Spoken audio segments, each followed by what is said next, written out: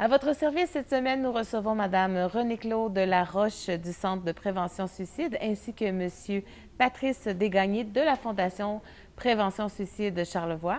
Nous recevons Monsieur Philippe Laperrière qui nous parle de la programmation du massif et nous terminons avec Monsieur Martin Simard qui nous parle des petites questions qu'il reçoit à la ville et nous donne les réponses. Alors, je vous souhaite une bonne émission.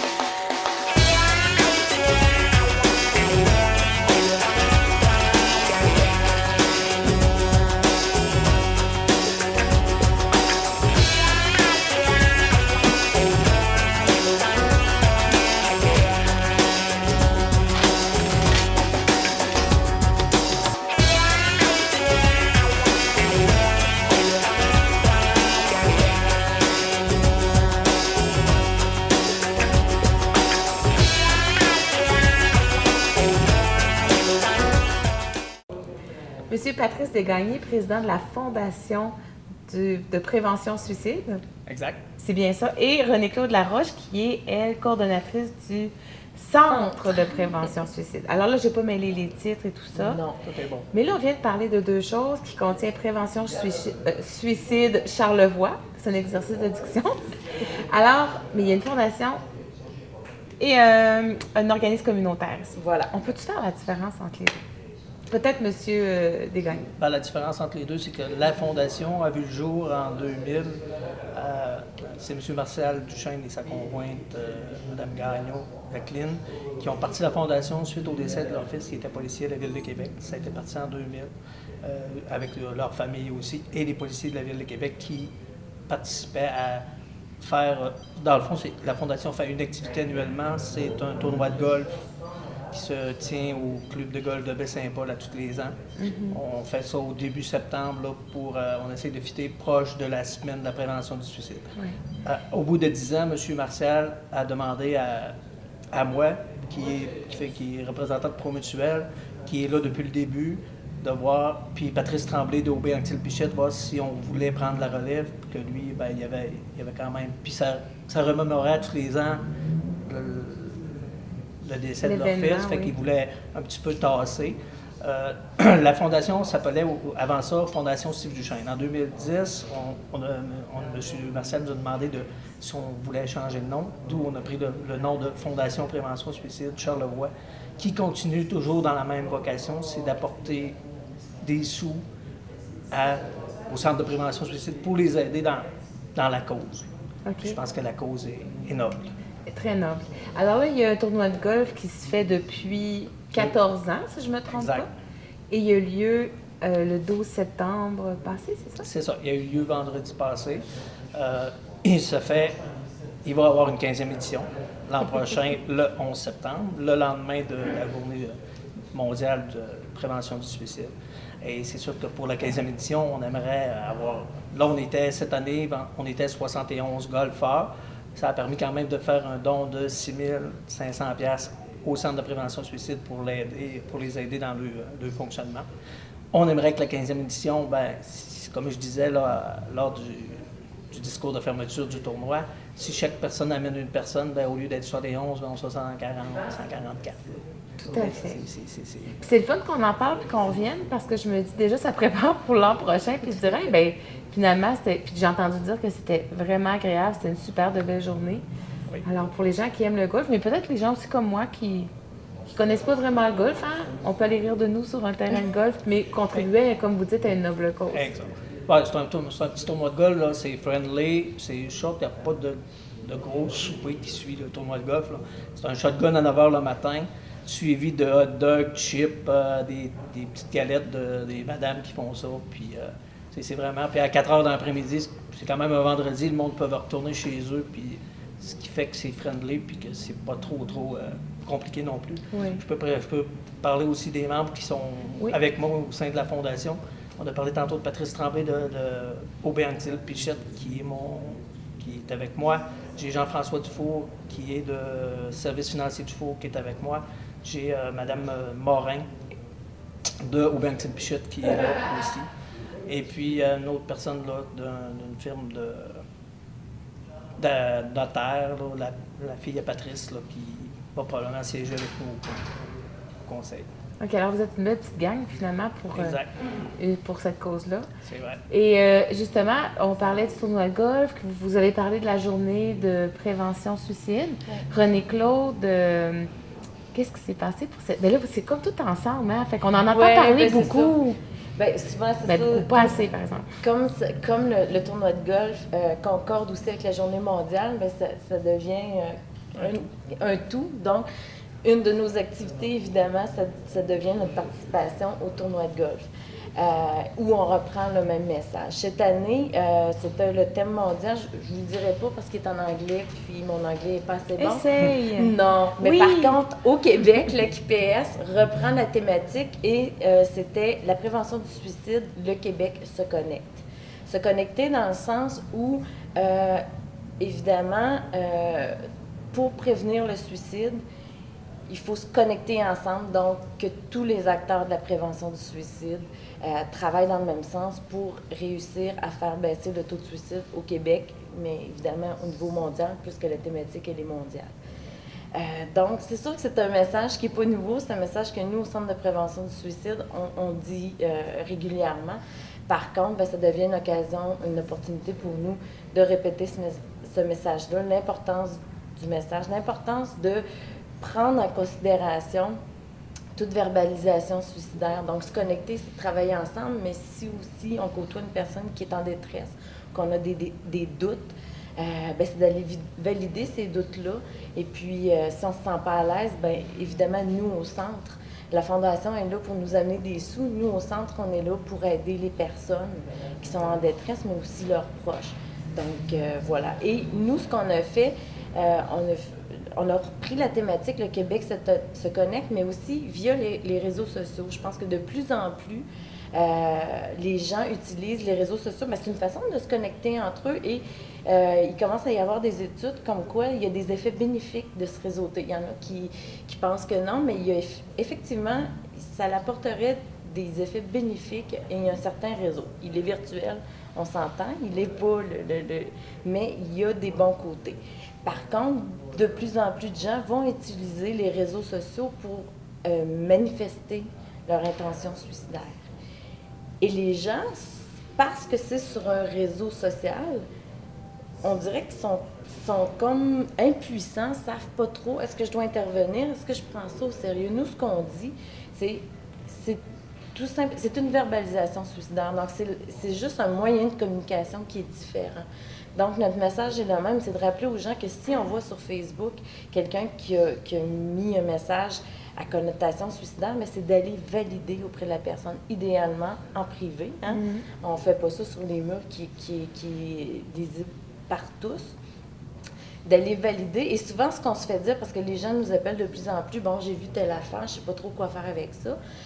Des fois, on sait, sur Facebook aussi, les gens, ce sont nos amis, mais des amis virtuels, ce n'est pas nécessairement des gens vers qui on est proche, puis on dit, bon. Et donc, ce qu'on demande à ce moment-là, c'est est-ce qu'on peut trouver quelqu'un proche de la personne qui pourrait aller valider? Donc, dans le fond, notre message, c'est de dire, prenons ça au sérieux, ne soyons pas indifférents envers ces messages-là, et j'allais dire au pire et aller, mais ou dans le mieux, téléphonez-nous et on trouve toujours une manière d'intervenir et de trouver quelqu'un de proche qui peut aller valider et ensuite faire les interventions appropriées. Et je me permets, puisque tu posais la question, qu'est-ce qu'on a fait? Nous avons lancé sur Facebook une campagne de promotion de la vie parce que prévenir le suicide, c'est aussi prendre soin de soi. Et donc, sur Facebook, on avait lancé une campagne « J'aime la vie parce que », puis on demandait de copier-coller sur les messages sur leurs murs. Et donc, il y a eu une foule de messages vraiment inspirants qui a eu lieu tout au long de la journée puis qui a continué dans les jours suivants. Et on avait repris au tournoi de golf cette idée-là. Et donc, on avait emmené une corde à linge portative et tous les joueurs ont écrit « J'aime la vie parce que… » et donc, pendant que les gens étaient sur le terrain, ben moi, j'ai tout installé ces messages-là. Donc, les gens ont pu aller prendre connaissance. Puis, ce que je voulais amener aux gens à travers ça, c'est que Aujourd'hui, ça va bien. Vous avez écrit J'aime la vie parce que c'est demander aux gens aussi, quand ça ira peut-être moins bien, se rappeler pourquoi on aime la vie. Pas parce que c'est noir aujourd'hui que demain, ça le sera également. Oui. Et des fois, je me demandais la question, est-ce que à chaque année, le montant augmente pour la Fondation? Ça dépend des années. On aimerait bien que le 15e, ça soit un montant supérieur. Le 10e a donné quand même un montant supérieur. C'est sûr que ça fluctue avec le nombre de joueurs également. On ne fait pas de la grosse sollicitation avec des pancartes sur chaque trou et tout ça. C'est vraiment les dons que les gens nous apportent. Et puis, c'est sûr qu'on essaie tout le temps d'augmenter le montant, mais on sait que les gens sont beaucoup sollicités aussi. Puis je pense que c'est sûr que plus on en donne, plus la Fondation est contente. Mais par contre, on n'impose pas des taux à des gens, puis on veut que ça reste... c'est une cause noble, puis on veut que le tournoi reste dans le même style que ça. Puis tantôt, j'avais oublié une personne, elle était trop proche. Là. Le comité aussi, René-Claude fait partie du comité de la Fondation. On veut vraiment que ça reste comme ça, mais c'est sûr que plus on en donne à la Fondation, plus ça lui donne, entre guillemets, des ailes là, pour fonctionner. Là. Tout à fait.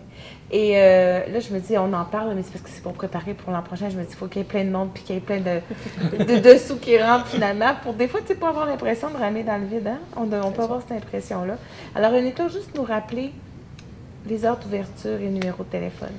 Donc, nous, le Centre de prévention du suicide de Charlevoix, on est ouvert du lundi au vendredi sur les heures de bureau, donc de 8h30 à 16h30. 665-0096 ou 435-2212. On a un point de service à Baie-Saint-Paul. Par contre, les soirs, nuit, fin de semaine, il y a un numéro 1866-APPEL. C'est le 1866-277-3553, qui est une ligne d'intervention téléphonique qui est accessible aux gens de Charlevoix. Donc, il y a une couverture en face à face du lundi au vendredi, mais téléphonique qui est 24 heures sur 24. OK.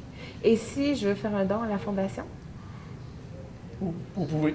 On appelle? Y a-t-il une adresse Internet? Oui, il n'y a pas d'adresse Internet, ça va se faire. Il va y avoir un site Facebook aussi. Un ami qui nous a offert la possibilité de se faire un site Facebook pour communiquer avec les réseaux et tout ça.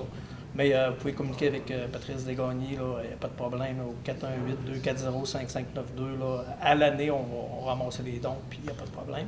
Puis on invite les gens le 11 septembre 2015 pour la 15e édition.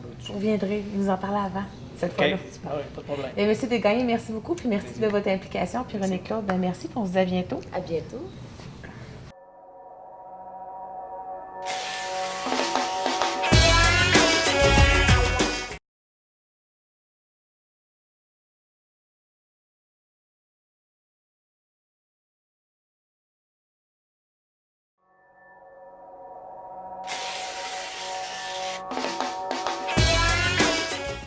Philippe Laperrière, bonjour. Allô? Alors, Philippe, tu es directeur de la programmation? Oui, directeur de la programmation pour le Massif de Charlevoix. Ben oui, ça fait 3 ans, là. 3 ans complétés déjà. Ben oui. Au Massif. Massif, hôtel, train. C'est ça, exactement. Oui, exact. Alors, quand tu parles directeur de la programmation, ça veut dire que tu fais aussi l'hôtel, tu fais tout ce qui entoure le Massif. Bien, pour définir le titre, en fait, le rôle du directeur de la programmation, first, je travaille avec une équipe, je ne fais pas ça tout seul. Puis, l'équipe de programmation travaille sur l'ensemble des pôles du Massif de Charlevoix. Donc, on va travailler sur la programmation de la montagne, donc au niveau événementiel, mais au niveau des activités permanentes aussi qu'on est en train de bâtir avec le temps, parce que on sait qu'avec les projets immobiliers, tout ça, tout ce qui s'en vient, la montagne va rouler 12 mois par année. Donc, on est déjà en préparation pour les activités qui vont se faire quand la montagne va être ouverte l'été et tout ça. Donc, tout l'événementiel, les spectacles, tout ça. Puis à l'Hôtel La Ferme, c'est la même chose. Donc, on programme la salle de spectacle, la salle multi. On travaille sur les événements, on travaille sur le marché public, on travaille sur des événements comme InMotion Inspire le mouvement qu'on a fait le printemps dernier qui a été un succès extraordinaire. Donc, on est en train de préparer une autre saison. Donc, on a du pain sur la planche, mais on a vraiment une belle job. Alors là, tu dis on est une équipe. Qu'est-ce qui vous inspire pour monter tous les spectacles, finalement? Ouais. Avez-vous comme une... Tu sais, des fois, on a une voix, on dit on Ouais, est absolument. plus ce style-là ou ce style-là. Absolument. Mais écoute, j'essaie à chaque année de changer de mantra un peu. Tu sais, OK. Quand on a commencé la programmation, quand j'ai pris ce rôle-là au départ, on a parti ça avec le mantra qui me revenait souvent, c'est une programmation humaine à hauteur humaine. Tu sais, le mantra qu'on se donne, les missions qu'on se donne pour l'année qui vient, c'est toujours en lien avec la montagne, avec l'hôtel, avec le projet du Massif de Charlevoix. Il faut que ça soit authentique, que ça soit cohérent. Donc, on a roulé pendant un an et demi sur une programmation humaine à hauteur humaine. Et là, l'année passée, on a rajouté un autre niveau. On garde toujours le premier. On a rajouté le deuxième niveau qui était Inspire le mouvement.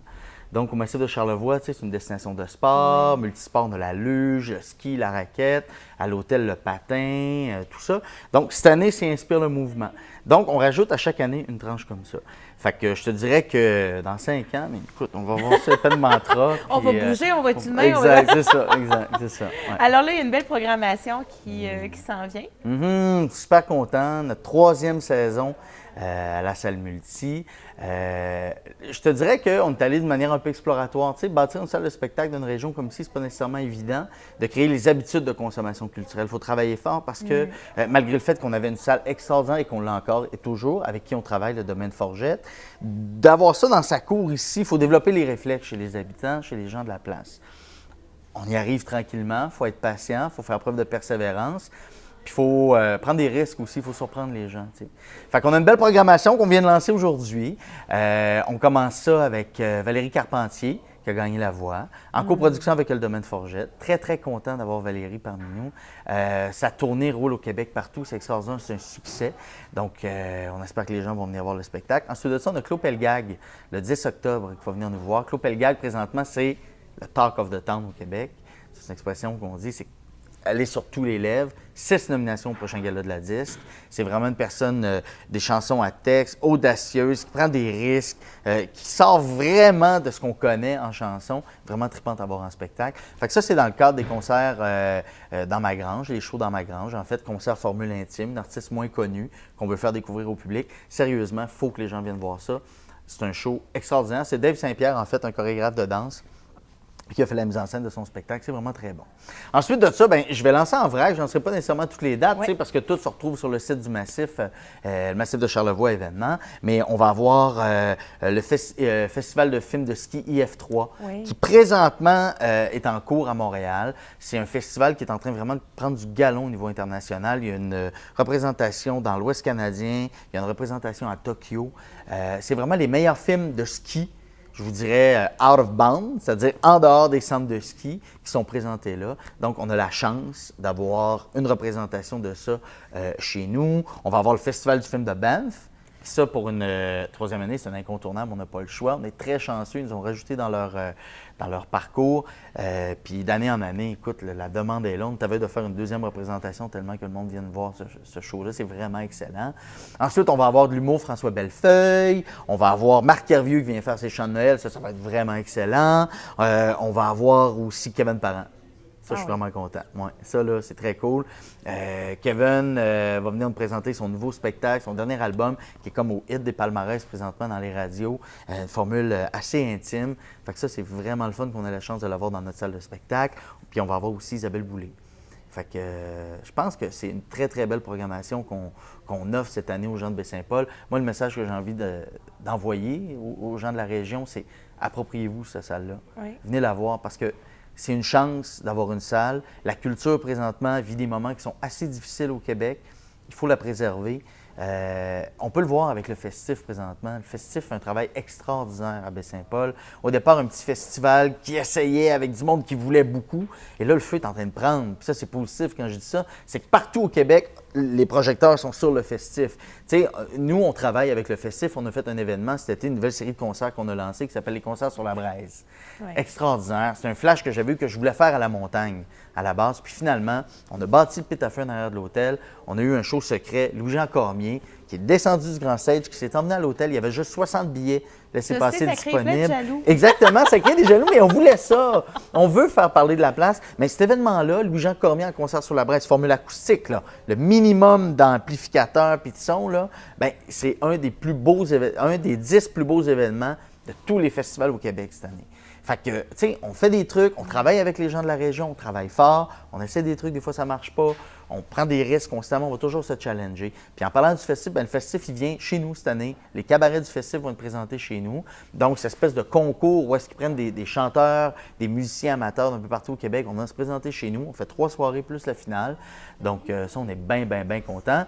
Puis c'est vraiment de la qualité, ce concours-là, parce que quand on regarde les derniers gagnants, le dernier gagnant du cabaret du festif, il vient de gagner le festival de la chanson de Grande-Bay. Garoche ta sacoche, ça a été la même affaire l'année d'avant. Fait que, tu sais, on a un joyau entre les mains. Il faut que les gens viennent. Moi, j'aurais le goût de dire aux gens aussi, tu sais, au début, tu disais, les gens ne sont pas habitués à la culture, en fait, de l'avoir dans notre cours. J'aurais le goût de dire aux gens, juste essayez au moins juste un pour prendre cette habitude-là puis voir que c'est tellement agréable, ils pourront plus s'en passer après. Mais tu as absolument raison, parce qu'au moment, tu sais, souvent, là, on arrive de travailler, va chercher les flots à l'école, fais à souper, fais les devoirs. Tu arrives le vendredi ou le samedi, tu as juste le goût de. Puis je comprends, là, tirer sa plug puis relaxer, tu sais. Mais je pense qu'une relaxation active, que j'ai le goût d'appeler, là, tu sais, tu s'en vas t'asseoir, tu te prends un verre, tu écoutes un show, puis ce qui est hot avec notre salle de spectacle, c'est qu'on est près des artistes. Tu sais, on n'est pas là au Colisée, là, où est-ce qu'ils sont là-bas, là. Ils sont collés, là. Oui. Puis après le show, ben ils s'en viennent dans le bercail prendre un verre avec nous. On a possibilité de discuter avec eux, tout ça, tu sais. Fait que c'est un lieu extraordinaire pour ça. Fait que oui, ton conseil est excellent. Essayez-en un. Ben oui. Puis après ça, vous verrez c'est si vous comme un aimez ça massage ou pas. de cerveau, cette affaire-là, je trouve. Exact, carrément. Tu as absolument raison. Écoute, la programmation, on peut la voir sur le site du Massif? Oui, absolument, le massif.com. Donc, vous trouverez la programmation de la salle multi, la programmation de la montagne, parce que la programmation de la montagne est lancée aussi, avec DJ Mode qui va être là tous les samedis en résidence, plus des groupes de musique, tout ça. Maud Arsenault, notre animatrice de radio, qui va être là. Puis toute la programmation est là. Fait que vous allez trouver toutes les infos. Choisissez-en quelques-unes. Et les prix, je voulais dire, c'est très abordable. On travaille fort. On travaille fort, puis on ne comptera pas de menterie. On ne fait pas de la programmation de salle de spectacle pour faire des sous. Pas du tout. Non, parce que quand tu vois quand on compare, on s'entend que. Absolument. Fait que profitez-en. Vraiment... Amusons-nous, allons voir des shows, parlons-en.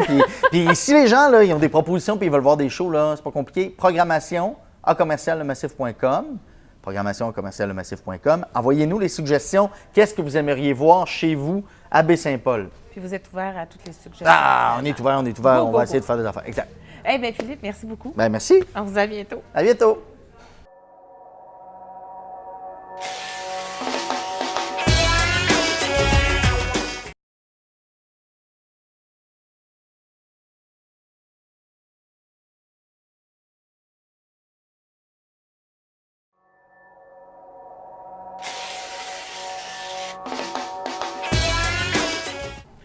Martin Simard, animateur communautaire. Écoute, je vais te dire à la vie sportive parce qu'à chaque fois que je te vois, c'est juste, me semble, c'est le sport. Tu incarnes le sport pour moi. Exactement. Alors, Martin, bien bonjour. Bonjour. Alors, tu es ici pour nous parler de plein de petites choses, finalement, mais c'est des questions que les gens te posent parce qu'on voit que tout bouge un petit peu dans Baie-Saint-Paul. Exactement. Alors, la première chose, je pense qu'il y a eu la programmation, les inscriptions, les périodes d'inscription. On est en début septembre, on a eu comme à tous les années, en début de septembre, on a notre programmation officielle. Après ça, on procède aux inscriptions. Donc, le retour de ça, c'était très bien cette année. Tous les secteurs ont subi une augmentation en quantité un petit peu de gens, ce qui est très intéressant. Si on y va rapidement par volet, du côté aquatique, on est alentour de 200 personnes qui gravitent alentour des cours de natation, des périodes d'entraînement, tout ce qui touche natation. Donc, pour une municipalité comme Baie-Saint-Paul, c'est beaucoup 200. C'est 200 par session. Ça veut dire qu'à chaque session, on se maintient pas mal. Et, juste pour la clientèle préscolaire, quand on dit préscolaire, c'est des 6 ans et moins. Là, on a au moins 50 de notre clientèle se trouve là. Donc, c'est encore très intéressant. C'est l'avenir un peu, hein? On voit que c'est important. Pour les autres secteurs, ça s'est maintenu et une petite augmentation au niveau soit du hockey, en général hockey mineur, et des sports d'activité comme le spinning, la danse, toutes nos activités au niveau soit culturel, jardin d'enfants. On touche beaucoup de petites choses, là. Oui. Mais beaucoup de ces activités-là sont déjà contingentées. Ça veut dire qu'on a notre plafond. Okay. Donc, on se maintient, ça va très bien. Alors là, on parle de ces activités-là, mais il y en a qui avaient lieu aussi dans le gymnase. Et là, on sait qu'il y a des rénovations. C'est ça. Il y a des rénovations. Depuis 2014, le Centre Saint-Auban a entrepris des rénovations majeures. Et ça va durer peut-être pour une période de 3-4 années par phase. Et la première phase, c'était le bloc sportif. Donc, toutes les rénovations, c'est plus des ajustements, se mettre à la norme, si on peut dire. Et les gymnases ont été complètement défaites au niveau du centre hospitalier et centre éducatif, excusez-moi, et ceci reconstruit. Et là, c'est en phase de se terminer, mais on n'est pas encore prêt d'avoir ces locaux-là. Nous, nos locaux, ce sont ces locaux-là, donc on n'a pas le choix de faire des ajustements. Donc, il y a des activités qui ont été soit retardées ou bien transférées à l'école Forgette. À l'école Forgette, eux ont acquis un autre petit gymnase. Donc, ça nous a permis, nous, d'aller plus dans ce secteur-là. Donc, nos activités, on les a pratiquement tous maintenus, sauf quelques-uns, comme le badminton, ou malheureusement, on n'a pas, les gymnases ne sont pas adéquats pour faire ces activités-là. Okay. Et quelques autres, mais on offre quand même la possibilité de réserver ces locaux-là au niveau des gymnases. Et donc, ça va se poursuivre jusqu'à la fin du mois de novembre et un peu une partie du mois de décembre. Dès que ces réparations-là vont être terminées, on va réintégrer ces gymnases-là. OK. Du côté de la piscine, juste une question pour les gymnases, Martin. C'est-à-dire qu'ils ont tous été... Ça ne sera plus les gymnases qu'on connaissait, non, je ne savais pas. Ça a tout été refait complètement. Oui. Même la surface a été changée. Ça a été mis selon les normes et c'est sûr qu'on va complètement de A à Z avoir des nouveaux gymnases. Les grandeurs, les superficies ont resté sensiblement les mêmes, mais ça va être plus adéquat, l'éclairage va être meilleur. Donc, c'est sûr que ça va être avantageux. Le centre éducatif de Saint-Auban, on fait aussi des améliorations en frais de locaux et tout ça. Ils ont profité de ces réparations-là pour tout améliorer. Donc, on projette éventuellement, là, d'ici peut-être un mois ou deux, là, fin novembre, décembre. On l'espère bien, sinon ça va être en janvier qu'on va recommencer avec des locaux neufs. La piscine n'a pas été nécessairement touchée, mais on prévoit éventuellement dans l'espace une autre phase que la piscine va être refaite et améliorée. On l'espère qu'elle pourrait être améliorée. Mais en parallèle à ça, la Ville étudie aussi des possibilités de construction ou bien d'amélioration de ces bassins-là. On sait bien que le centre hospitalier, on a une piscine à l'hôpital et d'ici en 2019-18, quand la nouvelle hôpital va être rendue, elle va être bâtie. Donc, on va perdre un petit bassin qui est très intéressant pour les jeunes. Donc, on est en train de voir la possibilité de construire et rénover tout en partenariat avec le centre, avec la polyvalente pour voir s'il y a possibilité de replacer le bassin-là. Mais ça va se faire. Tout le monde nous appuie, mais comme on dit, tout arrive en même temps. L'hôpital, il y a aussi le projet de l'aréna qui va être pas refaire, mais améliorer selon aussi les normes. Donc, c'est sûr que la Ville, on va prendre des orientations et des décisions. On est tous conscients un petit peu là, de toutes ces réparations-là, mais ça va se faire sur une période d'années, plusieurs années, je crois. Et ensuite, là, on sait tout. Il y a tellement de changements. Oui, il y a des changements avec toute cette construction-là aussi. Tout le réseau de la piste cyclable va être touché en arrière de la polyvalente, malheureusement. Malheureusement et heureusement, mais l'hôpital fait en sorte que les rues se prolongent d'un côté et de l'autre. On avait un circuit qui était très intéressant pour les gens qui font du vélo, de la marche ou peu importe.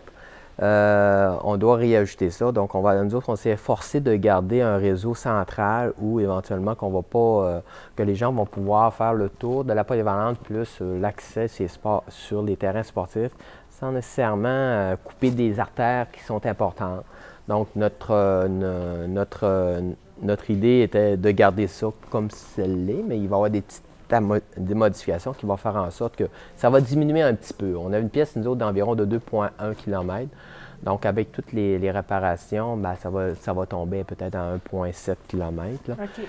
Mais on veut que ce soit quand même sécuritaire. Donc, ça va être une piste qui va être entretenue. On veut maintenir l'entretien aussi l'hiver, comme on le faisait l'année passée pour les marcheurs, un genre de piste qui va être un peu déneigée, si on peut le dire.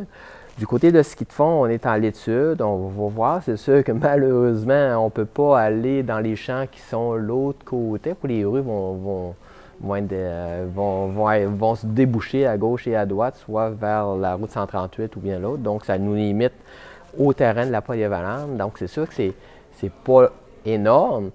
Mais je crois qu'on va essayer de maintenir quand même un petit réseau qui va être peut-être plus petit, mais qui va être quand même intéressant pour monsieur tout le monde qui veut faire un peu de ski de fond. Sinon, on regarde d'autres possibilités, mais ça, on est en train de revoir. On est en train de revoir le tout. C'est sûr que les gens appréciaient beaucoup ce petit circuit qui était complètement dans le centre-ville, qui permettait à tout temps de dire ben, je vais faire un peu de ski de fond en prenant des skis, puis go, ça y allait. Puis autant que la polyvalente l'utilisait aussi avec le côté scolaire. Ben oui. Donc, je pense que c'est un bien d'essayer de voir pour maintenir ce service-là à la population. Pour l'hiver 2015, on va essayer, on va tout faire. Moi, je vous appuie aussi pour ça. J'adorais ce circuit. Ben ouais. Est-ce qu'il y a d'autres choses qui ben, dans les questions que les gens te posent? Oui, il y a des gens qui me posent aussi.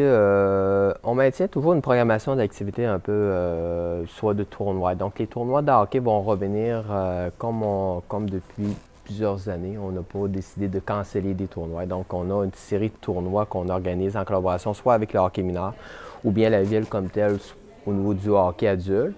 Donc, on a quand même trois tournois du hockey adulte. Donc, on collabore avec le tournoi féminin qui s'en vient à grands pas. Après ça, c'est un tournoi de hockey adulte avant les fêtes, après les fêtes. Et après les fêtes, on a encore nos 3 tournois de hockey mineur. Donc, il y a beaucoup de fins de semaine que vous allez voir beaucoup de monde passer. Donc, on maintient ces activités-là. Et on termine, nous, en collaboration avec le Club cycliste via les grands rendez-vous cyclistes. On termine notre collaboration. On poursuit la programmation en 2014. Donc, c'est le dernier week-end qui va avoir lieu le 27-28 septembre. Donc, on parle d'une activité cycliste de 12 heures de vélo de montagne et aussi une activité de vélo de route et de montagne qu'on appelle le cyclocross. Donc, on a comme la troisième et la quatrième Coupe Québec de ce calendrier-là. Donc, on va recevoir... L'année passée, cette course-là était en novembre, le 2-3 novembre, c'était tard. Mais là, on l'a rapproché un peu. Donc, les gens nous l'avaient mentionné qu'advenant que ce soit plus proche, ça serait plus intéressant un peu. Et s'il y a des gens qui veulent être bénévoles pour ça, hein, vous en cherchez tout le temps? On en cherche tout le temps. On essaye de faire de la programmation. On s'annonce. Mais gênez-vous pas, vous nous appelez, ou soit vous m'appelez tout simplement au service des loisirs au numéro 435-2205 et vous demandez à parler à Martin. Donc, on en prend.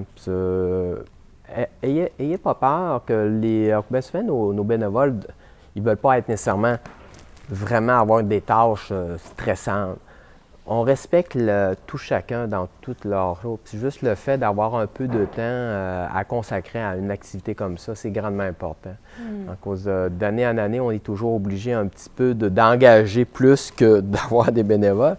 Donc, ça augmente globalement le budget des événements. Puis on sait que c'est assez difficile de trouver le financement. Puis au bout de la ligne, on fait ça pour une bonne cause. Puis on fait ça pour tout le monde aussi, ces événements-là. C'est de rentabiliser un peu toute l'économie locale. Donc, c'est tellement le fun, c'est tellement agréable. Ça fait en sorte que la ville de Baie-Saint-Paul bouge autant au niveau culturel qu'au niveau sportif. Et on touche vraiment des gens, que les gens aiment le sport, tout le monde a leur champ d'activité. Donc, lorsqu'ils arrivent à Baie-Saint-Paul, c'est sûr certain que s'ils sont des aptes de faire du vélo, s'ils ont des événements, ils vont s'en aller dans ces événements-là.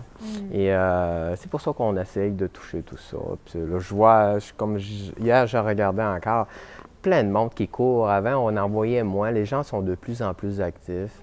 On les voit partout. On les voit aussi en salle. Ça fait un milieu qui est vivant, puis c'est dynamique. Puis ça fait en sorte que les gens sont en santé. Et c'est ça qui est important. Alors, Martin, merci d'avoir été avec nous. Si les gens veulent se posent des questions, ils appellent à la ville, ils demandent Martin. C'est ça. Il n'y a pas de gêne. On peut répondre. Puis si vous avez des idées aussi de nouveautés, tout ce qui est possible et faisable, on le fait. On a des limites, mais par contre, on prend le temps de répondre aux gens. Et c'est ça. Merci beaucoup. Un gros merci à toi. On se dit à bientôt. Merci.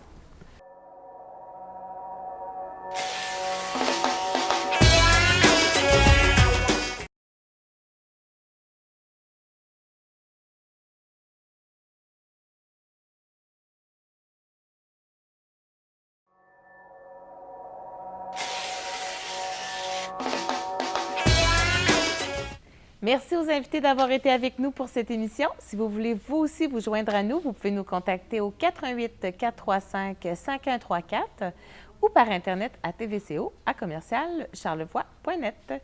Je vous souhaite une belle semaine. On se dit à bientôt.